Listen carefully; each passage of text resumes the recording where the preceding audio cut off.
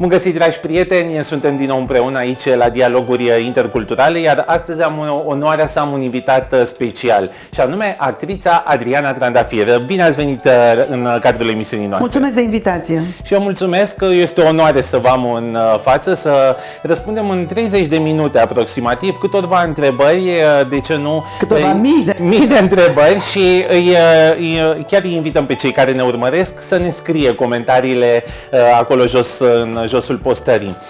Doamna Trandafir, mereu cu zâmbetul pe buze, veselă, optimistă, cum reușiți? Sunt o fată tristă, plină de umor. Așadar, zâmbetul m-a ajutat și zâmbetul ajută în general omul să își deschidă sufletul, să-și deschidă mintea, de ce nu? Pentru că, așa cum spunea Chaplin, dacă o zi nu ai râs, înseamnă că e o zi pierdută. Iată, astăzi, poate că nu întâmplător, ziua în care filmăm această ediție, este Ziua Mondială a Râsului. Da? Știați? Nu știam. Deci nimic nu este întâmplător. Spuneați într-un interviu odinioară că proveniți dintr-o familie săracă, dintr-un sat, și mereu ați fost complexată de acest lucru. Este sărăcia o rușine? Păi da, este, dacă o percepe așa, și fără să vrem o percepem așa. Soțul meu, chiar acum câteva zile am avut o discuție, pentru că m-a auzit vorbind cu cineva: da, eu te înțeleg, sunt complexele omului de la țară. Și atunci el așa m-a întrebat: cum adică tu ești ce complexe mai ai tu? Mai ai complexe? Și am zis: da, sigur, dar cum adică? Uite, ai casă, ai mașină, ai copii, ai familie, ai carieră, te iubește o țară întreagă, o lume întreagă, pentru că români plecați peste tot și nu numai. Ai călătorit, ai văzut lumea asta, ai tot ce vrei, ești sănătoasă. Ce complexe ai? Și eu i-am spus... și tot cu umor spun, în familia noastră ne înțelegem greu la capitolul ăsta, pentru că eu am copilărit la țară, soțul meu a copilărit în lift și copiii la mall. Interesant. Înțelegi? Și atunci n-are, Maria Speranța, fiica mea cea mică, nu are cum să înțeleagă faptul că eu sunt nostalgică sau faptul că eu am trăit eu sunt fericită pentru tot ceea ce am trăit. Dar și spun o poveste, în fiecare an mă întâlnesc cu fetele, cele 8 fete de la prietene de la grădiniță. Ne întâlnim pe ulița satului, acolo la Bascov, în județul Argeș, lângă Pitești. Și ne întâlnim, cineva vine din Italia, în sfârșit ne vedem pe ulița satului, într-un loc, într-o casă, uneia dintre noi, și ne aducem aminte despre perioada în care ce fericiți eram când eram nefericiți. Și fiica mea, auzindu-mă la telefon vorbind și propunând să stăm 2 zile, că nu ne e de ajuns o zi, ea m-a întrebat așa: bun, dar ce aveți să vă spuneți 2 zile? Și eu am zis: pentru că povestim amintiri. Și a zis: da, 2 zile? Și eu i-am spus: măi, tu de la mall nu prea ai amintiri, decât așa, ce haine s-au mai băgat, ce reduceri au mai fost, dar amintiri adevărate, din nefericire, generația asta nu are. Eu sunt fericită că m-am născut acolo, pentru că toată robustețea asta, toată seriozitatea, toată puterea mea și toată înțelepciunea mea și știința mea și tot ceea ce n-am învățat din cărți niciodată, am învățat din durere, am învățat din trăirile perioadei 19 ani în care am stat acolo, pentru că le-am învățat pe toate. Acum sunt recunoscătoare lui Dumnezeu că am trăit atât de greu, pentru că am învățat să supraviețuiesc, am învățat să mă descurc, am învățat să pot accepta și să pot înțelege și să pot ajuta și să pot merge mai departe cu nisip în dinți, cu demnitate. Sunt fericită pentru tot ceea ce am trăit. Cât de mult a contat că nu ați provenit dintr-o familie cu multe posibilități în acest demers de a vă îndeplini visul, și anume acela de a ajunge actriță? La vremea aia a fost absolut o nebunie din partea așa credeau cei din jurul meu, dar de fiecare dată când eram întrebată, bun, și ce vrei să te faci? Eu am spus, vreau să mă fac artistă. Aveți curajul să visați la acest lucru? Nu știu de ce. Nu știu de ce, dar întotdeauna am simțit și întotdeauna așa a și fost. Am fost altfel decât ceilalți. Întotdeauna am fost cu 10 cm deasupra pământului, deși am rădăcinile foarte, foarte bine adâncite în pământ. Eu sunt și o zodie de pământ, sunt Taur cu Capricorn, așadar sunt zodia perfectă de muncă. Dacă vrei să mă faci fericită, dăm ceva de lucru. Și atunci, și eu dacă spun da, tu nu o să mai ai nicio grijă. Totul se va rezolva. În acea perioadă, vorbesc de anii 60, în care un copil desculț, după ce venea de la sapă, spunea eu vreau să fiu artistă, atunci era, cum să spun, așa o glumă. Da, nici măcar o glumă. Era o nebunie, frate. Dar am găsit, adică m-au văzut oameni, am avut norocul în viață să am în jurul meu niște oameni care au văzut în mine esența lucrurilor. Adică am avut profesoara, învățătoarea mea, care, sau la grădiniță, îți dau un exemplu, la grădiniță, știi că primești tot felul de rolișoare și eu am avut un rol săpunel. Și săpunelul ăla a fost cel mai fantastic săpunel pe care l-au văzut și pe care l-am făcut și de atunci, cu seriozitate, am multe defecte, sunt prea serioasă, înțelegi? Cum să spun, puteam să mai amân interviul ăsta, dar pentru că nu sunt, cum să spun, a venit așa contra naturii interviul ăsta, dar am spus da, pentru că m-am gândit întotdeauna că nimic nu este întâmplător și că dacă ai spus da, trebuie să te ții de cuvânt. Admiterea mea la facultate. Părinții mei nici n-au știut că eu am dat la teatru. Ați învățat pe ascuns. Da. Deși eu am cochetat, nu că am cochetat, eu am fost foarte serios implicată în acea formă atunci de a face teatru, de a învăța să faci lucruri frumoase, respectiv să cânti, să dansezi, să iubești valorile satului, așa, le-am învățat în acel, nici nu știu cum să mai spun, cântarea României de atunci pentru mine a fost foarte benefică, pentru că eu mi-amintesc că am participat de la grădiniță la toate concursurile, am reprezentat județul Argeș la toate festivalurile de muzică populară, m-am întâlnit de exemplu cu Ali Fantis, care cânta la acordeon și aveam vreo 8 ani sau 10 ani, m-am întâlnit cu Mariana Buruiană, cu Adrian Pintea, m-am întâlnit cu o grămadă de viitori colegi la facultate, neștiind că peste, eu știu, 20 de ani ne putem, 18, 16 ani, nu știu câți ani, nici nu mai știu, nu știu să contorizez ani. Așa, vom fi colegi și vom fi prieteni și vom rămâne cărți de vizită pentru cultura românească, pentru că de ce să nu recunoaștem, așa este. Înainte de admiterea la teatru, ați fost la teatru în mod real? Da, am fost, primul meu spectacol a fost când am mers de la țară la oraș, așa, și am văzut un spectacol cu Papaiani, cu Sebastian Papaiani, un spectacol al Teatrului Giuleș, venit în turneu la Pitești și eu am vrut să iau un autograf lui Papaiani.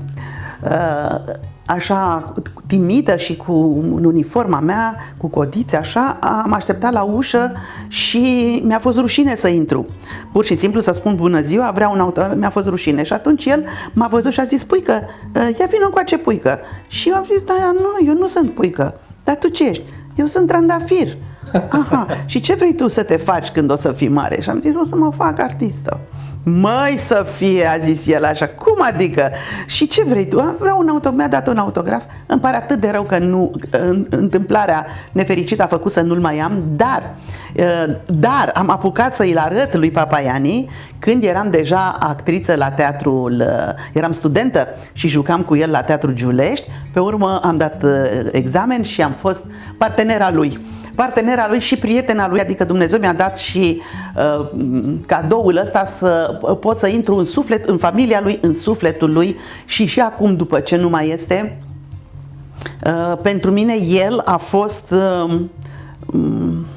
știi, mai mult decât, poate o să ți se pară ciudat că spun mai mult decât tatăl meu, a fost farul meu în profesie.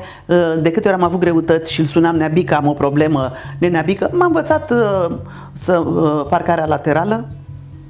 Deci lucruri practice în viață. Nu puteam să fac parcarea laterală pe dreapta sau pe stânga. Și el a spus, puică, te rezolv eu. Și așa, am rămas cu o amintire fantastică de la primul meu spectacol văzut.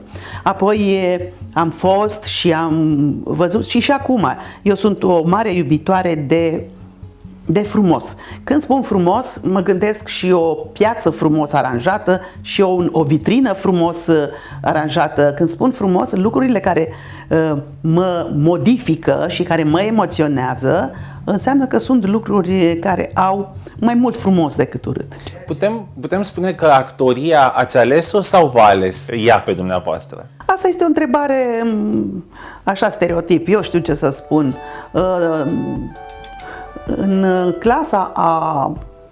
Întotdeauna am fost altfel. În clasa a... Și îți dau un exemplu. În clasa a doua, cred, sau așa, ceva, a treia, am fost la un concurs și toată lumea recita, cum să spun, poeziile vârstei sau poeziile perioadei. Cu tovarășul, nu contează. Contează că toți învățau poezie și că poezia făcea parte din viața noastră. Și atunci eu m-am dus cu Moartea Căprioarei. Actorul Cornel Poenaru, care era președintele juriului de atunci, el era actor la Pitești, a venit după concurs și m-a întrebat: măi, păpușă, dar cum de ți-ai ales tu poezia asta atât de grea? Dar cum ai plâns tu cu lăcrămioarele alea de copil așa? Pentru că eu am crezut și acum, uite, mi-au dat lacrimile când... Ce frumos, mănânc și plâng, mănânc. Și am spus, am învățat-o pentru că m-a emoționat, pentru că mi-a plăcut, pentru că eu cred în ea. Dar ce vrei tu să te faci când o să fii mare? Și am spus, vreau să mă fac actriță. Și el a spus, niciodată nu o să te faci actriță, niciodată nu o să ajungi actriță, pentru că tu te-ai născut actriță. Cornel are acum 80 de ani, a fost coleg cu Marinuș Moraru și cu Gheorghe Dinică, este în Germania, îl salut și îl iubesc și port o iubire eternă. Împreună cu soția lui, cu Speranța Poenaru, mi-au făcut prima rochiță la admitere. Au fost iar un cadou din partea lui Dumnezeu. Au fost oamenii care au văzut în mine talentul și m-au și ajutat. Mi-au făcut prima rochiță pentru facultate și au fost fericiți că am intrat de prima dată. Atunci era relevant acest lucru. Acum nu mai este, dar era prima oară când veneam în București. Am dat examen în uniformă cu emblema Liceul German numărul 60, matricola, nu emblemă, matricolă, așa. Și iată că am avut în jurul meu oameni care au văzut în mine poate diamantul pe care l-au șlefuit fiecare. Am fost șlefuită de fiecare dată de oamenii cu care m-am întâlnit și cu oamenii frumoși pe care i-am... Florin Piersi spunea într-o emisiune de-a lui Geniali, spunea: uite mă, și-ți bâștiul ăsta de copil, de fată, uite-te la ea ce talentată este. Și eu atunci i-am propus și s-a și întâmplat, am spus: sunt un mic trandafir la umbra unui piersic. Și atunci am făcut un spectacol, un trandafir la umbra unui piersic. Cum să spun, a fost așa un semn de iubire. Eu cred în semnele de iubire care vin de sus, din dreapta, din stânga. Important e să le vezi și să le simți. Mă bucur că vorbiți despre oameni și mă bucur că vorbiți despre oamenii frumoși din viața dumneavoastră. Astăzi le-am spune noi modele. Mai au oare tinerii de astăzi modele sau au de unde să-și aleagă modele adevărate? Scara valorilor, din păcate, scara valorilor nici măcar întoarsă nu mai este. Este făcută praf. Dar eu zic că modelele copiilor, tinerilor, în primul rând sunt părinții. Sau ar trebui să fie. Sau ar trebui, nu, așa ar trebui să fie, da. Sunt generații fără bunici, gândiți-vă că sunt generații fără bunici, generații fără părinți, pentru că bunici nu mai sunt, părinții sunt plecați la muncă, sunt generații hăituite de singurătate, de neiubire, iar atunci modelele lor nu mai pot fi modelele pe care noi le-am avut în alt mileniu, în alt secol. Ei își găsesc modele, poate că nu cele mai potrivite, cred că nici nu mai au modele. Și o spun asta cu durere, pentru că mă uit la studenții mei, la atitudinea lor față de studenți la teatru, de profesori. Păi când intrau la cursuri, Amza Pelea, Marinuș Moraru, Octavian Cotescu, ce să spun, mari personalități, eu când l-am văzut prima oară viu pe Amza Pelea, mi-amintesc că m-am lipit de zid și că era atât de rece zidul ăla, dar am stat, nici nu am suflat, îl vedeam pe Mihai Viteazu. Și atunci pentru mine iubirea de atunci a rămas și astăzi. Erau mari personalități, erau voci pe care eu le auzeam închise în radio ăla mic amărât pe care îl aveam spânzurat în bucătăria de vară, înțelegi? Pe urmă îi vedeam la televizor, că odată, că eu nu înțelegeam cum pot să încapă toți atât de mari în televizorul ăla atât de mic. Și când l-am văzut, când m-am întâlnit prima dată cu Jean Constantin, i-am spus că l-am văzut, pe care iarăși l-am iubit și iubesc în continuare. Pentru mine ei n-au plecat, ei sunt în sufletul meu, așa. L-am spus că prima oară l-am văzut dintr-un prun. Și el a zis, cum adică dintr-un prun? Păi pentru că noi nu aveam televizor și primul om care a avut în sat televizor îl punea în fereastră și toți ne adunam în curte și nu mai eram mică și oricum nu mai aveam loc în curte, m-am urcat într-un prun și atunci l-am văzut de acolo. Și totuși generațiile de astăzi de tineri vedem că au totul. Sunt ei oare privilegiați sau faptul acela că odinioară nu aveai multe, dar aveai totul de fapt? Depinde cum te raportezi, ce înseamnă totul pentru fiecare, ce înseamnă mult pentru fiecare, ce înseamnă puțin pentru fiecare. Acum eu vin și zic, lucrurile în ceea ce mă privește, chiar mă gândeam, chiar astăzi m-am gândit că poate o să-mi pui întrebarea ce-mi doresc pentru sau unde mă văd peste... Mă gândeam, zic, da, dacă mi-ai pune întrebarea unde mă văd peste 10 ani, ce ți-aș răspunde? Păi mă văd, în primul rând, mi-aș dori să fiu sănătoasă, mă văd mai puțin dependentă de haine, de bani, de obiecte, de case, de mașini, de lucrurile materiale, da, și mi-aș dori mai multă înălțare sufletească, mai multă spiritual, mai multă, să adun spiritual în sufletul meu mai multe lucruri care să îmi facă, care îmi aduc liniște, fericire. Asta înseamnă fericire acum. Pentru mine fericirea nu mai înseamnă un pullover sau, cum să spun, un lucru material. Mi-aș dori să am toate lucrurile care nu se pot cumpăra. Iubirea, respectul, demnitatea, grija pentru oamenii din jurul tău. Mi-aș dori să fim mult mai permisivi, să nu mai fim atât de răi, să fac lucruri pe care nu am putut să le fac datorită faptului că am fost instituționalizată și că acum dacă vreau să ajut pe cineva mă pot duce în Maramureș și să stau o lună cu o femeie care nu se poate deplasa și să stau cu ea și să vorbesc cu ea și să o îngrijesc și să, cum să spun, eu să mă înalț și să o înalț și pe alături. Aveți libertatea. Am libertatea, da, asta.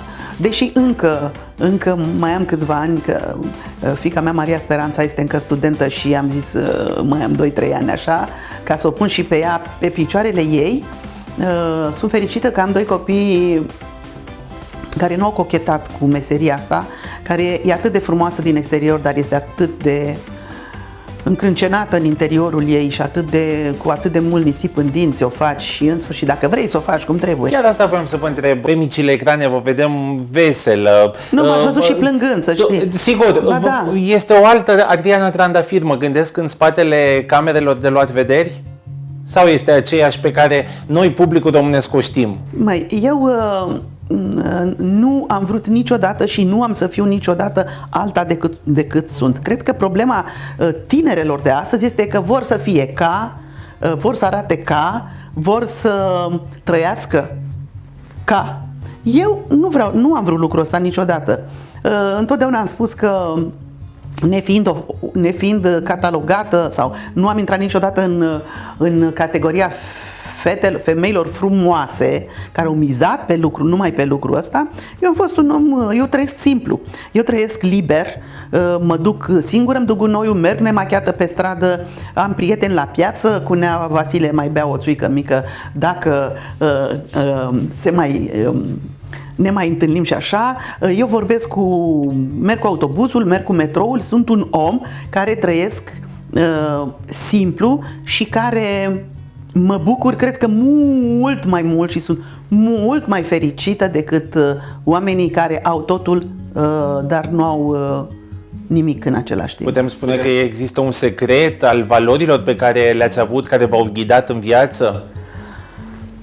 Nu știu dacă există un secret, dar dacă eu am învățat Tatăl nostru și măicuța mea m-a învățat să-l spun în fiecare seară, după ce te speli, în lighean ne-am spălat, pe față, existau niște reguli pe care le-am învățat și nu mă pot dezice de ele.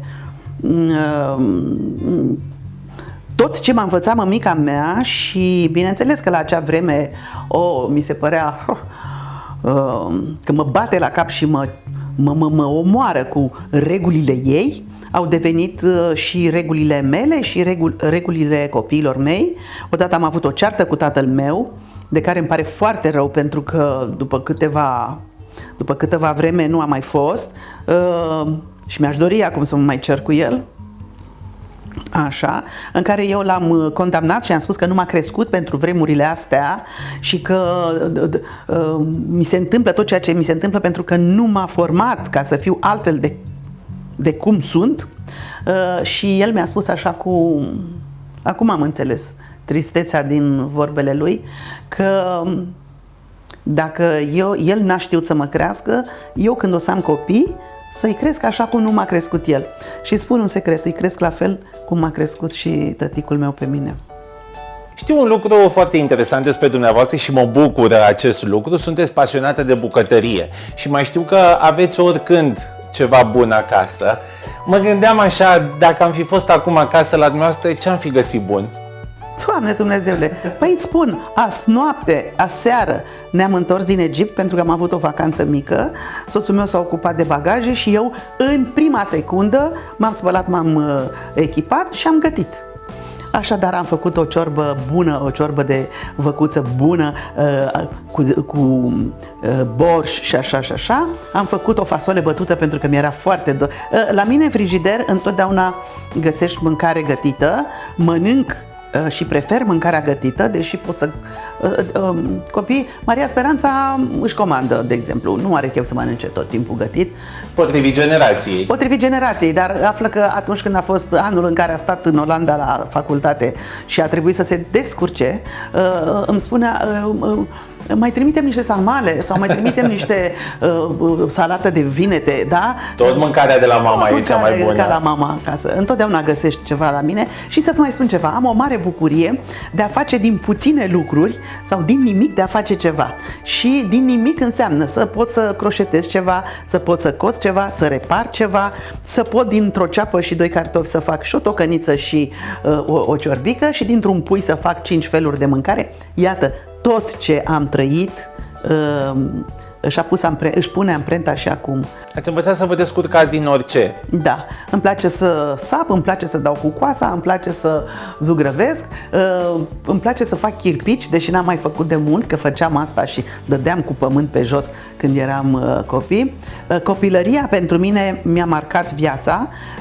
M-a întrebat faptul că eram complexată și pentru că eram altfel, îți mai dau un exemplu, am plecat din satul meu și am făcut în oraș, deși tatăl meu ar fi vrut să rămân bibliotecară în sat sau să fac cel mult o școală pedagogică, să fiu învățătoare, eu am zis nu, merg în oraș și am făcut liceul cu predare în limba germană, neștiind deloc germană, dar am avut norocul că am intrat și că am făcut parte din prima generație de aur a liceului cu predare în limba germană la Pitești. De ce iubiți România? Doamne Dumnezeule, pentru că este țara mea. Numai în românește ți-e dor de mama ta, cum spunea poetul, numai în românește poți spune cuvântul dor, pentru că numai în românește te poți gândi la un om drag și să-ți dea lacrimile și să spui și să nu spui nimic și să oftezi cu patimă, pentru că este țara mea și pentru că nicio țară, cred că am văzut vreo 50 de țări, nu văzut, am vizitat și am stat și am cunoscut vreo 50 ceva de țări în toată lumea asta, numai în Japonia nu am fost și în America de Sud, dar am să merg acum în decembrie, sper, anul ăsta. Nicio țară nu m-a primit și nu m-a făcut să rămân. Cred că am cochetat odată cu gândul ce ar fi să rămân aici, la Sydney, și odată în Sicilia, pentru că totul era înflorit și era atât de frumos și totul era atât de simplu și era ca acasă la noi și luasem și un premiu de cea mai bună actriță și tot orașul îmi zâmbea și dar niciodată nu poți să spui Tatăl nostru și cred că și faptul că am profesia asta care nu poate fi făcută decât în limba română cum trebuie, cred că m-au făcut să iubesc și mai mult România și o iubesc așa cum e, cu bunele, cu relele, cu neîmplinirile, cu... Credeți într-o societate multiculturală? Da, noi asta și facem acum de câțiva ani. Iată că când eu am venit la facultate și am văzut primul arab sau primul negru sau primul asiatic, acum este normal să trăim împreună și cred că ăsta va fi și viitorul. Nu mai putem să fim singuri și oricum nu putem să fim singuri. Eu mi-amintesc, copilăria este egală. Copilăria, când mergi desculți cu vaca, nu contează, nu mai conta nimic. Naționalitatea, religia. Nu mai contează nimic. Nu mai contează nimic. Și faptul că cele mai bune chiftele le făcea bunica țigancă a prietenei mele, a suratei mele cu care eu m-am făcut surată și faptul că și acum noi nu ne spunem pe nume, îi spun surată ce faci, așa, faptul că uite, se ascultă muzică internațională, faptul că citim, că suntem liberi să citim, să vedem filme,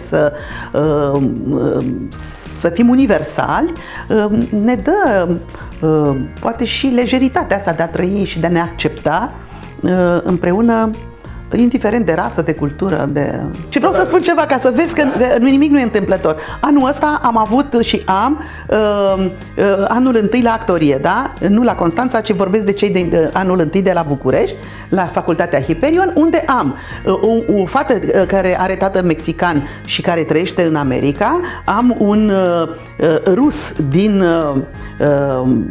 din Delta, am un arab care a făcut stomatologie și îl întreb, Ramita, de ce vrei să faci teatru, dragă, asta me face fericit, așa. Am o doamnă doctor de la Fundeni care vrea să facă actorie ca să își urmeze visul, am un lector universitar la facultate. Înțelegi? Adică suntem, am o fată din Cipru, este perfect, trăim și învățăm unii de la alții și cred că e foarte bine să interacționăm și să fim fericiți împreună. Iată, ne apropiem de finalul acestei ediții.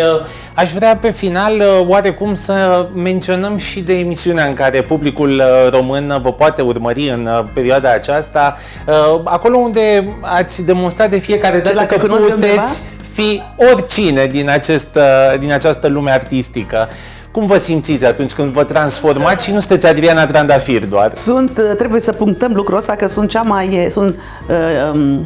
cea mai bătrână senior, fac parte din, nu știu cum e corect să spun, sunt cea mai bătrână de pe planetă persoană care a făcut emisiunea asta și asta mi-a dat Apropo de, tu m-ai întrebat la cine se raportează cei tineri. Păi dacă studenții mei văd și eu le arăt că pot să fac la 65 de ani anumite lucruri, ei la 20 n-au scuză. Și atunci dacă ei văd că eu pot să fac șpagatul acum, ei ce scuză să mai găsească? Vreau să fiu un model, nu-mi propun, că nu este o propunere, este de fapt o luptă a mea cu mine. Eu întotdeauna m-am raportat nu la alții, ce pot alții să facă, la ceea ce pot eu să fac. Și dacă astăzi pot să fac ceva, mâine aș vrea să fac puțin mai mult decât ieri. Da? Și atunci, dar e o muncă foarte grea, pare foarte ușor când stai în fotoliu și privești la televizor și iarăși am primit această oportunitate ca un dar al lui Dumnezeu pentru mine, pentru că eu sunt sigură că întotdeauna Dumnezeu îți dă după suflet. Care a fost personajul cel mai dificil? Și mă refer aici și din punct de vedere actoricesc și din punct de vedere al muzicii. De până acum? De până acum sau și din ce n-am văzut nu încă? Nu am voie să devoalez, dar uite, îți spun, și poate că nu e bine că fac lucrul ăsta, dar or să mă înțeleagă superiorii mei, cel mai greu lucru pe care l-am făcut până acum a fost Maria Tănase. De ce? De ce? Pentru că toată lumea spune, Adriana, nu e o problemă, Maria Tănase. De ce? Pentru că eu am cel mai longeviv one woman show din România, Pasărea Măiastră Maria Tănase, pentru că îl joc de 30 și ceva de ani, pentru că cunosc aproape tot despre Maria Tănase și când a trebuit, în spectacolul meu de la teatru, pe care joc la Teatrul Dramaturgilor, evoc Maria Tănase și de-a lungul spectacolului meu de o oră și jumătate spre 40 de minute am timp și știu exact cum o să fie mersul personajului pentru percepția spectatorului. Aici, în 3 minute sau în nici 3 minute, în 2 minute, trebuie să fii Maria Tănase. Ori este un handicap de multe ori. Sunt mulți chirurgi care nu-și pot opera copiii sau membrii de familie pentru că emoția este prea mare și atunci emoția nu mai este constructivă, este destructivă. Și toată lumea a spus, Maria Tănase, nu e nicio problemă pentru tine. Mi-a dat cea mai multă bătaie de cap pentru că știm cu toții cine a fost, știm cu toții ce reprezintă și atunci mi-a fost cel mai greu. Înainte de începutul emisiunii, îmi mărturiseați că aveți emoții. Da. Cum mai puteți să mai aveți emoții acum? Pe cum? Pentru că sunt om, pentru că sunt o ființă care trăiesc acum. Eu nu trăiesc în trecut, ce am făcut acum 10 ani, ce o să fac. Nu știu, eu trăiesc acum, sunt emoționată. Dacă în secunda asta, după ce s-ar termina emisiunea, eu aș muri sau tu ai muri, nu eu, tu nu, că tu... Așa, de fapt toți putem muri oricând.